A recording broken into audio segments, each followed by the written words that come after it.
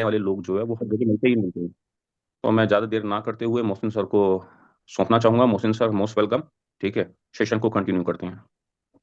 Thank you very much sir. Good good morning nature all of one. Good morning. आप सब लोगों के लिए good morning sir. Good morning. आज का दिन आप सब लोगों के लिए बहुत अच्छा हो और रोज़ाना हमारे लिए अच्छा हो। और आज का गुड सेशन मॉर्निंग सर। आज का सेशन बहुत अच्छा जाएगा। ओबेसिटी बहुत इंपॉर्टेंट टॉपिक है और हम सारे लोगों को, जब हम वेलनेस कोच हैं, हम लोग सब हेल्थ इंडस्ट्री में हैं, तो हमारा सबसे पहला जो मिशन होना चाहिए वो अपने आप को फिट रखना। और उसके बाद फिर अपने आसपास, अपनी फैमिली में, अपने जो हमारे क्लाइंट्स हैं, जो हमारे साथी हैं, जो हमारी टीम है, उन सबको भी फिट रखना। और ये फिट रखना सबसे पहला जो काम होता है वो होता है कि हम फिट दिखने चाहिए। तो ओबेसिटी औरों के लिए तो है ही है, लेकिन हमें सबसे पहले, अगर हम खुद ओबेसिटी से जूझ रहे हैं, तो उसको सबसे पहले खुद के लिए अपना सीखना है और करना है। तो मैं सबसे पहले अपना स्क्रीन शेयर करता हूँ।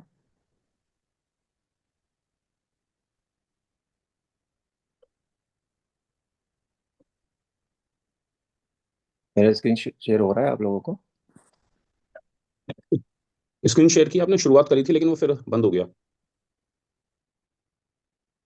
अच्छा।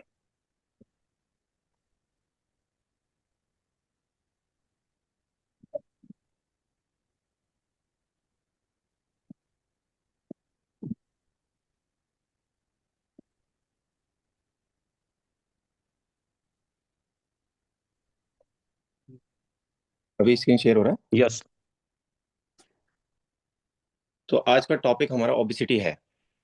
तो सबसे पहले वजन कम करना क्यों ज़रूरी है, ये क्वेश्चन हमें खुद से पूछना है, हमारे जो क्लाइंट्स हैं उनसे पूछना है कि आप अपना वजन क्यों कम करना चाहते हो। तो उसके लिए बहुत सारे आंसर हो सकते हैं। जैसे इसमें कुछ आंसर देने की कोशिश की है कि वज़न कम करने से आपका आत्मविश्वास बढ़ता है, वज़न बढ़ने के कारण थकन, बोरियत, नींद आना आदि ये चीज़ें कम हो जाती हैं। साथ ही सांस लेने में तकलीफ, हाथ पैरों में झुंझुनी जैसी समस्याएं भी वज़न से महसूस होने लगती हैं। वज़न बढ़ने से blood pressure, sugar, heart attack जैसी बीमारियों की संभावना बढ़ जाती है। इंडिया में वज़न को लेकर अगर बात करें तो 73% of urban Indians are over हैं। Almost 3 out of Indians are overweight. Half in urban Indians are obese. ज़्यादातर शहरों में ये सबसे ज़्यादा मेन प्रॉब्लम है। मैक्सिमम रिस्क एज जो इसमें है 28 to 38 ईयर्स है। ये एज में सबसे ज़्यादा मोटापा शुरुआत होती है।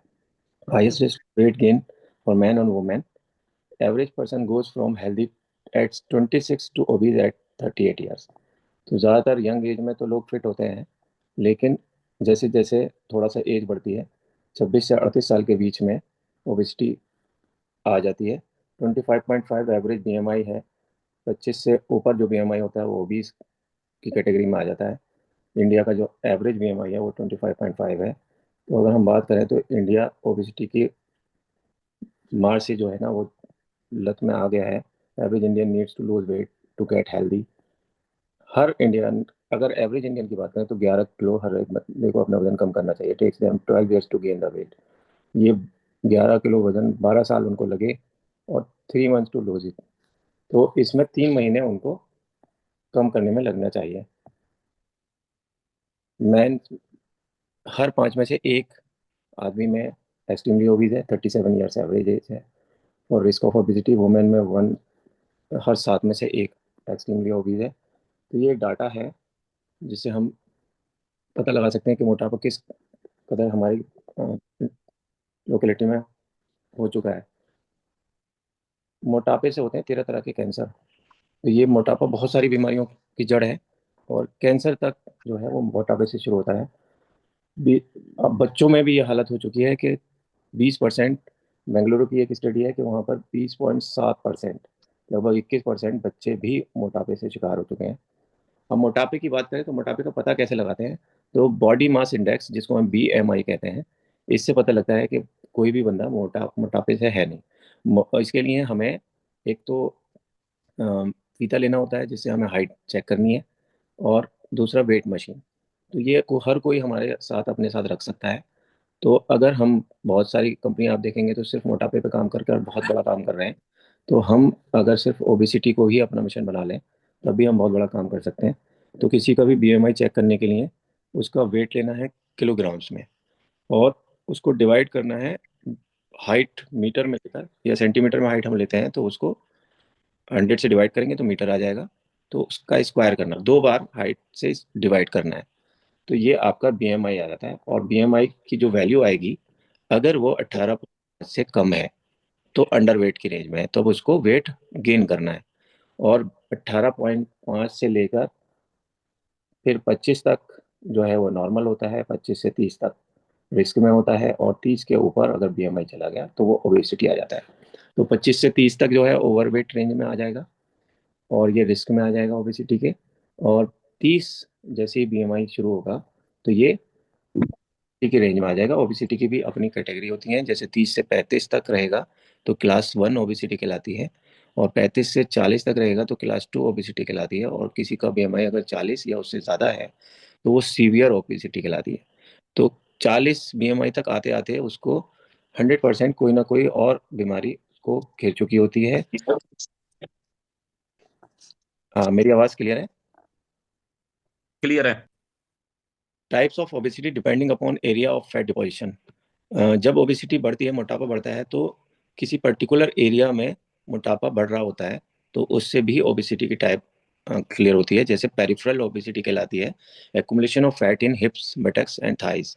ये नीचे के एरिया में ज़्यादा ओबेसिटी बढ़े, मोटापा बढ़े, तो इसको पियर शेप्ड ओबेसिटी कहते हैं। और इसमें इस तरह की ओबेसिटी ज़्यादातर लेडीज़ में होती है, वुमेन्स में होती है। तो पियर शेप ओबेसिटी होती है, और दूसरी होती है एप्पल शेप ओबेसिटी। इसमें जो फैट है वो एब्डोमिनल एरिया में डिपॉजिट होता है, और ये ज़्यादातर मेंस में कॉमन होती है। और पियर शेप और एप्पल शेप में मोस्ट डेंजरस जो होती है वो एप्पल शेप होती है। लेकिन अच्छी बात यह है कि इसको अगर लॉस करना है, ओबेसिटी को कम करना है, तो एप्पल शेप ओबेसिटी जल्दी कम होती है मुकाबले में पियर शेप ओबेसिटी। समझोगे? तो ये एक स्ट्रक्चर होगा कि अगर कोई पेट की तरफ से उसका एरिया बड़ा होगा तो एप्पल शेप कहलाएगा, और नीचे की तरफ उसका एरिया बड़ा होगा तो पियर शेप कहलाएगा। Abdominal obesity, American heart association के अकॉर्डिंग वेस्ट सरकमफ्रेंसिस से भी ओबेसिटी को हम नाप सकते हैं। आपके पास जो फीता है उसमें आप एब्डोमिनल एरिया, जो एब्डोमिनल एरिया कौन सा कहलाएगा, जो हम नाफ होती है वहां पर आप फीता रखें और उसको चारों तरफ से नापेंगे। तो आपका अगर सरकमफ्रेंस, जो हमारी टमी का सरकमफ्रेंस अगर वुमेन्स में 88 सेंटीमीटर या 35 इंचेस से कम है तो वो ओबेसिटी में नहीं आएगा, उससे ऊपर आएगा तो ओबेसिटी में आएगा। और मेंस में ये 40 इंचेस या 102 सेंटीमीटर होता है। तो ये कुछ कैटेगरीज थी। अब ओबेसिटी जब होगी तो वो आगे और कौन सी बीमारी उससे डेवलप हो सकती हैं? उसमें हार्ट स्ट्रोक हो सकता है, किडनी प्रॉब्लम्स हो सकती हैं, फैटी लीवर हो सकता है, जॉइंट पेन हो सकते हैं, वेरिकोज वेन्स हो सकती हैं, इनफर्टिलिटी भी ओबेसिटी का एक आगे जाके बन जाता है, स्किन इश्यूज हो सकते हैं, लंग्स प्रॉब्लम हो सकती हैं, और भी बहुत सारी बीमारियां, कैंसर तक जैसा भी हमने पीछे देखा ओबेसिटी से डेवलप हो सकता है। अब ओबेसिटी से हमको कैसे छुटकारा लेना है? तो सबसे पहले हमें हेल्दी लाइफ स्टाइल अपनाना पड़ेगा, वॉकिंग, जॉगिंग या एक्सरसाइज रेगुलरली करनी पड़ेगी, और हाइड्रेटेड, हमें अपने बॉडी में पानी की कमी नहीं होने देना है। तो ये कुछ चीज़ें हैं। और इसके अलावा आपको अच्छी नींद लेनी पड़ेगी। हमारे पास वेट मैनेजमेंट किट में स्लिम फिट जूस है, व्हीट बार्ले जूस है, यकृत सिरप है, त्रिफला टैबलेट है, सीबक्तन जूस है, और एप्पल साइडर भी है इसके साथ में। तो हम सबसे पहले बात करेंगे स्लिम फिट जूस की। स्लिम फिट जूस हमारा बहुत अच्छा प्रोडक्ट है, और किसी का वजन अगर 4 से 5 किलो है तो अकेले स्लिम फिट जूस से आप उसका रिजल्ट ले सकते हैं। जैसे जैसे वजन बढ़ रहा है, बीएमआई किसी का ज़्यादा बढ़ा हुआ है, तो वहाँ पर हमें और दूसरे प्रोडक्ट्स का भी साथ में लेना पड़ेगा। और कभी भी हम जब भी बात करें अगर किसी की ओबिसिटी की, तो हमें उसकी कुछ चीज़ों को और साथ में रखना है। मीन्स कि उसको कोई और डिजीज़ तो नहीं है, या फिर उसका पेट का जो सिस्टम है वो कैसा है, उसका डाइजेस्टिव सिस्टम कैसा है, कॉन्स्टिपेशन या गैस्ट्राइटिस, इस तरह की कोई है तो उसके साथ में कुछ प्रोडक्ट्स उसके अकॉर्डिंग भी लगाने हैं। तो हम अभी बात करेंगे स्लिम फिट जूस की। स्लिम फिट जूस नेचुरल और पोटेंट हर्ब से मिलकर बना होता है, मेटाबॉलिज्म को इंक्रीज करता है, डाइजेस्टिव हेल्थ को इंक्रीज करता है, और टॉक्सिन्स को निकालता है। स्लिम फिट जूस में जो मेन हर्ब होती है उसको बोलते हैं गार्सिनिया। गार्सिनिया को हिंदी में कहा जाता है वृक्ष आंवला। ये जो काम करती है वो हमारे मेटाबॉलिज्म पर काम करती है। मेटाबॉलिज्म कैसे स्लो होता है सबसे पहले है, जब भी हम कुछ इस तरह का फूड खाते हैं जिसको डाइजेस्ट करने में बॉडी को प्रॉब्लम होती है, तो उससे मेटाबॉलिज्म स्लो हो जाता है। या हमारा सिडेंट्री लाइफ, कि हम लाइफ स्टाइल हमारा जो है बहुत स्लो है, तब भी स्लो मेटाबॉलिज्म हो जाएगा। और उसको दूर करने के लिए स्लिम फिट किस तरह से काम करता है, स्लिम फिट को हमेशा हमें खाने से पहले लेना चाहिए। तो खाने से पहले अगर हम स्लिम फिट लेंगे तो ये क्या करेगा कि ये बॉडी में अंदर जाएगा और ये इंटेस्टाइनल में एक लेयर बना देगा। स्टमक में, इंटेस्टाइनल में जहाँ पर फूड का एब्जॉर्प्शन होता है, वहाँ पर एक लेयर बना देगा। और इसका खास काम ये होता है कि ये फैट का डिपोजिशन को स्लो कर देता है, और फैट को डिपॉजिट ही नहीं होने देता, और उसको आगे स्मॉल इंटेस्टाइन से ले जाकर सीधा लार्ज इंटेस्टाइन में फैट को ऐसे ही भेज देगा। 50% तक का फैट ऑब्जॉर्प्शन हमारा स्लिम फिट जूस रोक देता है। तो ये इसका खास काम होता है, जब फैट एब्जॉर्ब ही नहीं होगा तो वो डिपॉजिट नहीं होगा, तो इस तरह से डिपोजिशन फैट का कम हो जाता है। तो इसका जो मेन वर्क है वो फैट डिपोजिशन को रोकना है। इसमें बहुत सारी हर्ब्स होती हैं, जैसे गार्सिनिया मैंने बताया, गार्सिनिया का ये सिस्टम होता है। फिर उसके बाद आंवला और एलोवेरा, ये दोनों चीज़ें जो है हमारे मेटाबॉलिज्म को इंक्रीज करती हैं, हमारे पेट की सफाई करती हैं। और इसके आंवला में खास तौर पे बात करें तो एंटी एजिंग प्रॉपर्टी होती है, स्किन वगैरह, और डाइजेशन में बहुत अच्छा रोल है। एलोवेरा में डाइजेशन में बहुत अच्छा रोल है, फाइबर है, तो एलोवेरा फाइबर की कमी को दूर करता है। और आंवला और एलोवेरा दोनों फैट डिपोजिशन के साथ साथ मसल्स की ग्रोथ भी करते हैं। तो जैसे जैसे फैट डिपॉजिट होती है तो मसल लॉस होने लगता है, तो मसल की ग्रोथ करते हैं। और इसमें ग्रीन टी और ग्रीन कॉफ़ी का एक्सट्रैक्ट भी है। ग्रीन टी, ग्रीन कॉफ़ी बहुत अच्छे एंटीऑक्सीडेंट्स हैं, और ये हमारी बॉडी को एक्टिव और अलर्ट रखते हैं। इसके साथ इसमें हरड़ भी है। हरड़ जो है उसका काम, त्रिफला में हरड़ होता है, हरड़ का काम पेट साफ करने का होता है। तो ये डाइजेशन में पूरा बहुत अच्छा रोल है सनफ्रूट जूस का। इसके बाद हमारा प्रोडक्ट है barley grass juice. Wheat barley grass juice क्या करेगा, आपकी क्रेविंग्स को कंट्रोल करेगा। इसको फास्टिंग में लेना, तो जो हमें बार बार भूख लगती है उस पर कंट्रोल हो जाएगा। कॉन्स्टिपेशन को बहुत अच्छी तरीके से ट्रीट करता है व्हीट बार्ले जूस, और ओवरऑल हेल्थ पर काम करता है। हमारी बॉडी से टॉक्सिन्स को बाहर निकालता है, इम्यूनिटी को बढ़ाता है, और इसको हम ग्रीन ब्लड भी कहते हैं। उसके बाद यकृत सिरप है, ये लीवर की हेल्थ को इम्प्रूव करता है। डाइजेशन में बहुत बड़ा रोल होता है लीवर का, लीवर के एंजाइम्स का। तो अगर हमारा लीवर ही इफेक्ट है, हमें और जल्दी जाना है क्या? फैट जाना है? फैट डिपोजिशन में भी लीवर में बहुत हैं? ये है। जब किसी का भी फैट अब डिपॉजिट, तो चाय पीते हैं कि कब जल्दी जाना है क्या? डॉक्टर्स में प्लीज चेक कर। चाय चाय बनाते हो तो एक कप और बनाओगे? तो वेट मैनेजमेंट यकृत सिरप का बहुत अच्छा रोल होता है, क्योंकि अगर फैटी लीवर भी हो गया है किसी को ओबेसिटी के साथ, और वो जो ज़्यादातर मोस्ट केसेस में होता है, तो वहाँ पर यकृत सिरप का बहुत बड़ा रोल है। वो लीवर को प्रॉपर हेल्थ में लाएगा, और इसको डिटॉक्सिफाई करेगा, बॉडी से फैट निकालेगा, लीवर पर खासतौर पर काम करेगा, ओवरऑल लीवर के फंक्शंस को सही करेगा, और डाइजेशन को बूस्ट करेगा, बढ़ाएगा। उसके बाद वेट वाले ग्रास जूस हमने देख लिया। त्रिफला टैबलेट, ये त्रिफला टैबलेट जो है, इसमें तीन चीज़ें होती हैं, मतलब की, हरते की और विपत्ति की, आंवला, हरड़, और इसमें ये मेडिसिन होती है रिजुविनेटर, बैलेंसी और दोषाज, जो हमारे तीनों तरह के दोष होते हैं उनको सही करता है, बैलेंस करता है, नेचुरल लग्जेटिव होता है। कॉन्स्टिपेशन में बहुत अच्छा रोल है इसका, ब्लड प्यूरिफाइंग एजेंट भी है, बेटर न्यूट्रिशन एब्जॉर्प्शन को प्रमोट करता है। तो ये जो न्यूट्रिशन हमारी बॉडी में चाहिए अच्छी तरह से, उसको प्रमोट करता है, और फैटीग को भी ट्रीट करता है, भूख को भी कंट्रोल करता है। इसके बाद नेक्स्ट प्रोडक्ट हमारा सी बकथन जूस है। स्किन को नरिश करता है, वुमेन वेलनेस को बढ़ाता है, डाइजेस्टिव हेल्थ को स्ट्रेंथ करता है, आई साइट को इम्प्रूव करता है, और हार्ट हेल्थ को बहुत अच्छा रखता है, लिवर हेल्थ को बहुत अच्छा रखता है, ब्रेन फंक्शनिंग को। अभी हमने सी बकथन पर एक दिन हमने किया भी है। तो हमें सबसे पहले कैसे क्या लेना चाहिए, इसका तरीका क्या है कि wheat grass juice 30 to 40 ml empty stomach लेना चाहिए। पानी इसमें ज़्यादा पीना चाहिए, 1 गिलास से ज़्यादा अगर पी सकते हैं ज़्यादा पीना चाहिए। स्लिम फिट जूस को लंच और डिनर से पहले लेना चाहिए। और जैसे किसी की ओबेसिटी ज़्यादा कम होगी तो स्लिम फिट जूस की डोज हम घटा बढ़ा भी सकते हैं। तो नॉर्मली किसी का अगर हमें 4 से 5 किलो वेट पर काम करना है तो 20-20 ml आप दोनों टाइम स्लिम फिट ले सकते हैं, और जैसे जैसे वो वेट बढ़ा होगा तो उसकी डोज को आप 20 से 30-40 तक कर सकते हैं। इसके बाद त्रिफला टैबलेट है, ये सोने से पहले 2 से 3 टैबलेट आपको देनी है। और एक हमारा प्रोडक्ट रह जाता है एप्पल साइडर विनेगर। ये ग्रीन टी के साथ है। और एप्पल साइडर का काम क्या है, ये टोटल फैट को कम करता है, इंचेस को कम करता है। और इसमें इसको भी फास्टिंग में लेना चाहिए, 20 ml के आसपास। इसका मेन काम होता है हमारी बॉडी से वाटर रिटेंशन को कम करता है। और कई बार ये होता है कि ओबेसिटी में पानी भी ज़्यादा इकट्ठा होता है बॉडी के अंदर। बहुत सारे लोग आपको कहते हुए सुने होंगे कि मैं खाना तो बहुत कम खाता हूँ और पता नहीं क्या होता है, हवा पानी मुझे लगता है।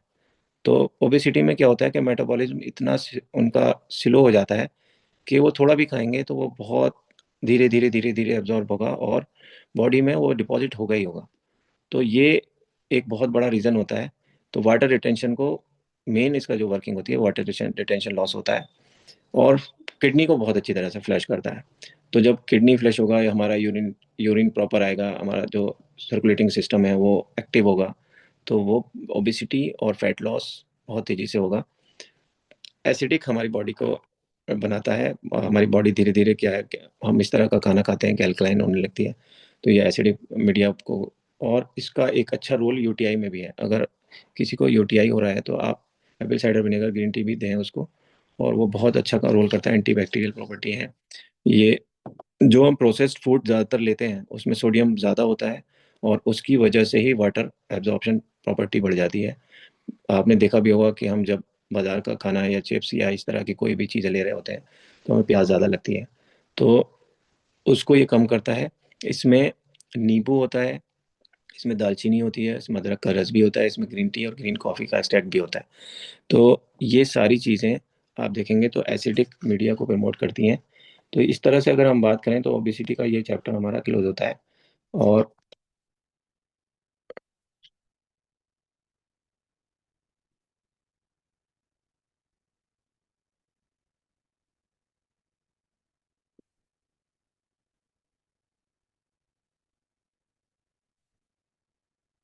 तो ये ओबेसिटी के बारे में एक हमारा सिस्टम था, जो एक टॉपिक था जो हमने आज क्लोज किया। अब मैं बात करें, डॉक्टर अजमा आप हैं अभी?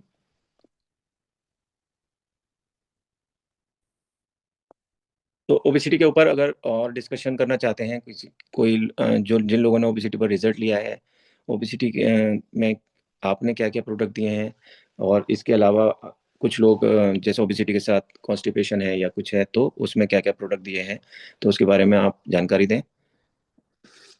Over to you doctor Azma. Good morning everyone. जैसे सर ने बहुत सारी चीजें तो बता ही दी है, और हम चाहते हैं यहाँ पर कि जितने भी साथी हैं कुछ ना कुछ किसी ना किसी ने अपने ऊपर रिजल्ट लिया हो या किसी और से लिया हो। मेरा रिजल्ट बहुत सारे लोग तो जानते ही हैं यहाँ पर जो है, फिर भी कुछ नए लोग हैं तो शायद मेरा रिजल्ट उनको आगे हेल्प करेगा। जैसे ही मैं डॉक्टर नेचर में आई क्योंकि हम सबकी फिजिकल हेल्थ में कोई ना कोई कमी चल रही होती है, या जिस तरह का लाइफ स्टाइल है हम सबका, तो हम ओबेस तो है ही। जो हमारा बीएमआई है वो कम नहीं, मतलब एवरेज में नहीं है। मैं कुछ सालों से कह सकती हूँ, कुछ सालों से ओबेसिटी को धीरे धीरे इंक्रीज कर रही थी, कुछ वजह थी उसकी डॉक्टर नेचर में आकर। और एक और बात बता दूं कि जैसे कि अभी लाइफ स्टाइल डिसऑर्डर में सबसे मेन है हाइपरटेंशन और डायबिटीज। तो और भी लाइफ स्टाइल डिसऑर्डर, तो उसमें सबसे पहले अगर हम कुछ ना करें तो 5 kg वेट लूज कर लें, और ये हमारी उस डिजीज से लड़ने के लिए सबसे पहला स्टेप होगा। तो मैंने भी यही किया, डॉक्टर नेचर में आते ही मैंने ये किया कि मैं अपना वेट थोड़ा लूज करती हूँ, कम करती हूँ। और अपने आप को सिर्फ 30 डेज दिए, मैंने अपने आप से कहा कि 30 डेज में कम करेंगी। और मैंने ये मैंने टू और एप्पल विनेगर रीटन वाले, और फोर्थ था मेरा डाइजेस्टिव ड्रॉप, और एक था फ्रेशो टैबलेट, और उसके साथ था मेरा अश्वगंधा टैबलेट। आज के दौर में अगर आपको वेट लूज करना है या किसी भी सिस्टमिक डिजीज में आप हैं, तो अश्वगंधा टैबलेट आप खुद भी लेना स्टार्ट करें।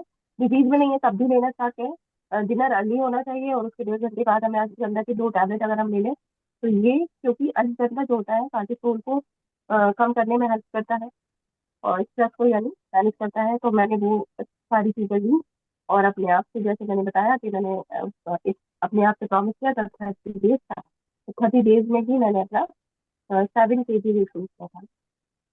तो ऐसे ही अगर हमारे साथ ही किसी ने, जैसे शितप खान सर ने हमें वेट किया हुआ है, अगर आप कुछ कहना चाहते हैं सर तो प्लीज कीजिए सबके साथ है। हेलो, नमस्ते नेचर एवरीवन। मेरा नाम मैं सिताब खान है। मैं अलीगढ़ से बिलोंग करता हूँ। मैंने अपने डॉक्टर नेचर के 3 प्रोडक्ट लिए थे। Slim fit juice, daily detox और एक्रेजी सिरप, जिससे मैंने अपना 2 महीने में 8.5 kg वेट लूज किया और मुझे बहुत अच्छा महसूस हो रहा है और मैं बहुत अच्छा फील कर रहा हूँ अपने आप में। Thank you ma'am.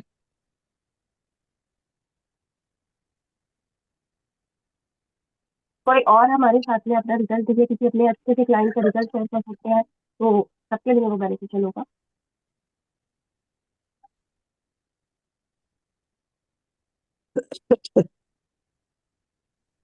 आप ही मैम हमारे साथ हैं, आप शेयर करेंगे आपने किसी न किसी को यूज कराया होगा।